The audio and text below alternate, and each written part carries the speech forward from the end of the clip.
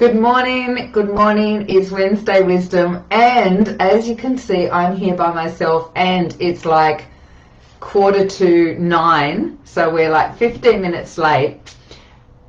The reason being is Wednesday Wisdom today hasn't turned out how we were expecting it to turn out, right? So you can have all the best plans and have everything organized and have a structure and create things so that they're automated and they're systemized, and then things just stuff up, right? Because that's the way life is. Life is not predictable. It can be, but then it can have these moments where it's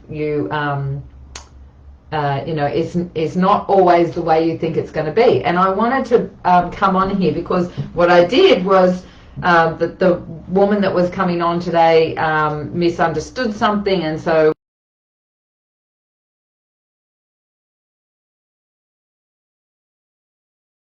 I'm saying that I'm offline. Am I still okay? My internet has been restored. So hopefully I'm still on.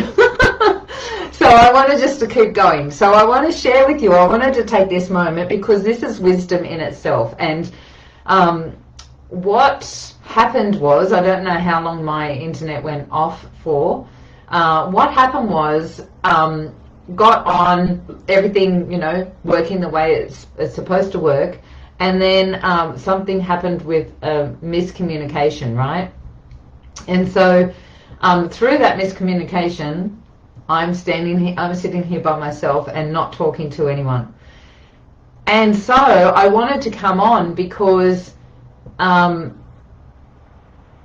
of the things that, and especially in the personal development and spiritual development, especially in the spiritual development industry or process or whatever, we have this thing that everything is supposed to turn out exactly the way we think it is, and if it doesn't, then somehow we're at fault and we've got to look at what we're doing wrong, right?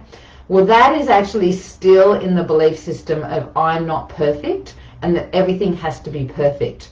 It's an old story and it's an old premise, and it's something that our subconscious can actually get caught up in because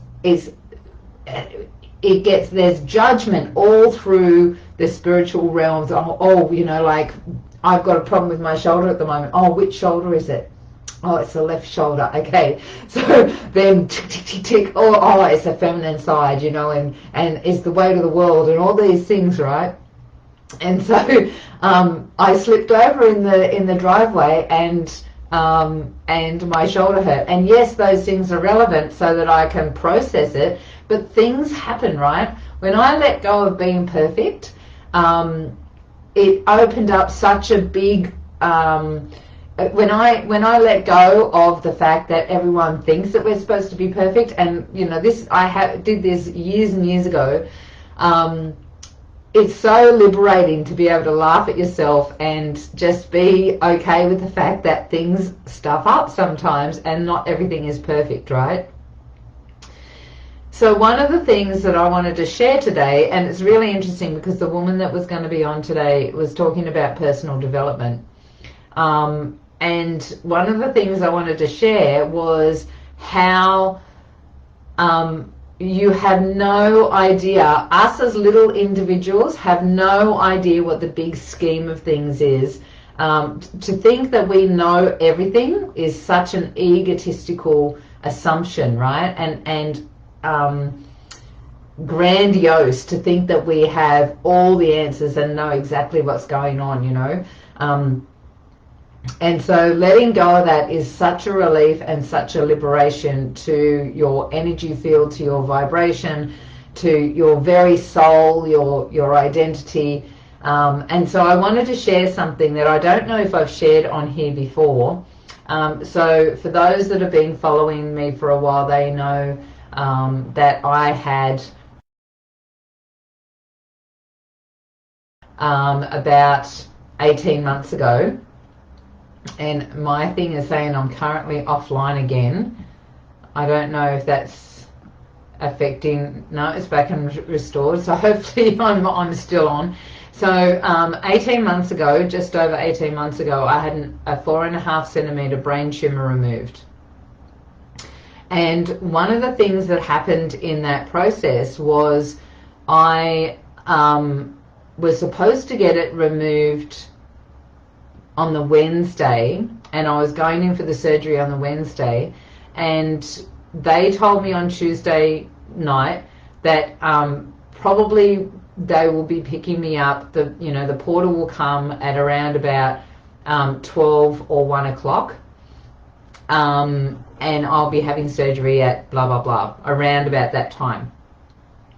So Wednesday morning comes, and I'm in another room doing a video, right? And next thing I know, so it's 9 o'clock in the morning, and next thing I know, the nurse comes in and says, I'm so sorry, the porter has just arrived. They've decided to make you top priority and the first in line, and they want you now. And I had stuff all over my bed. I hadn't packed, like I'm in another room. So I, have to go into my room, pack everything in my bag, and get on the other trolley. And so that would have taken me about 5 minutes, right? So I get down, I'm literally, they're doing all the stuff, they've put all the lines in, they've given me something to make me feel, relaxed. They're literally just about to push me into the surgery, like the plastic doors are there. I'm just about to go in, and the nurse comes and says, we're so sorry, there's an emergency at the moment, and your surgeon is the only one that can deal with this emergency, so we're going to have to put you up into a holding bay for a couple of hours until we sort this out, and then we'll come back for you, right? Now, I've had an amazing experience prior to this, and all these things in alignment. And so I sat there for a moment in this holding bay and went, what did I do wrong? And I went through everything, and I went, everything has lined up, everything has flowed to this point. And this point looks like it's not flowing. It looks like I had done the wrong thing by not having my bags packed, right? But when I thought about it, I'm like, if everything's flowed, then this is supposed to be the way it is as well. And so I knew that this was all meant to be. Anyway, an hour and 45 minutes comes. I have this song come into my head, and I know that I'm going to be cancelled. I know that something's changed and I'm going to be cancelled. They come back 2 hours later and say, you're going to be cancelled. We need to put you in the trauma ward because you've now got this art lining, which is a copper wire that goes into the vein directly, so that they can immediately check what's happening with your heart and the blood pressure and all that sort of stuff while you're in surgery. And trauma ward is the only ward that can deal with that sort of thing. So I had to go into the trauma ward prior to my surgery. What happened was I got to sit, I was wheeled into the trauma ward, and I was right next to the guy that had had the emergency. He had had an aneurysm, if that's what you call it, and they had tried to clamp it, they tried to do all this stuff, and nothing was working. And my surgeon was the only one that was able to do whatever they needed to save his life. So I got the privilege of seeing a man next to me that his life was potentially saved because I didn't pack my bags, and I got the privilege of watching his 7-year-old come in and visit him afterwards. It's one of the first times I'm able to say that without crying, because it was so humbling to know that because I didn't pack my bags, this guy was alive, right? So you have the ripple effects that happen in life are really powerful.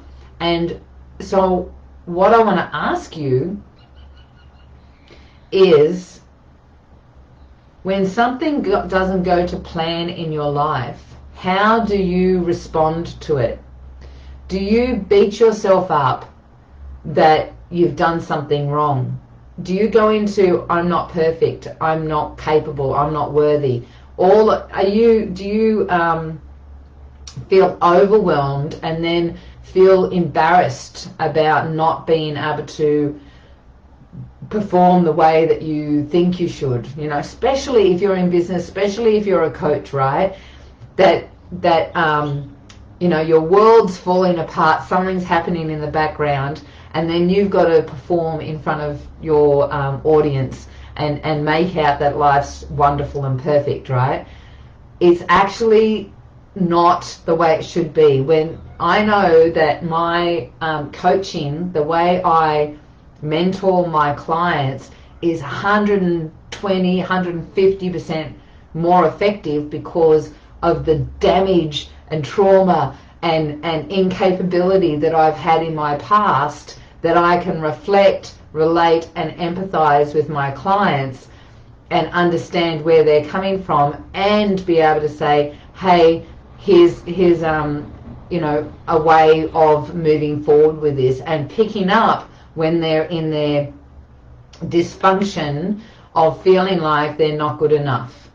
Picking up those thought patterns of, I'm embarrassed about coming on and sharing with the world, or I'm embarrassed with this has happened and that's happened, because it shows, it proves to the world that I'm not good enough and that I'm not worthy and that I'm not perfect.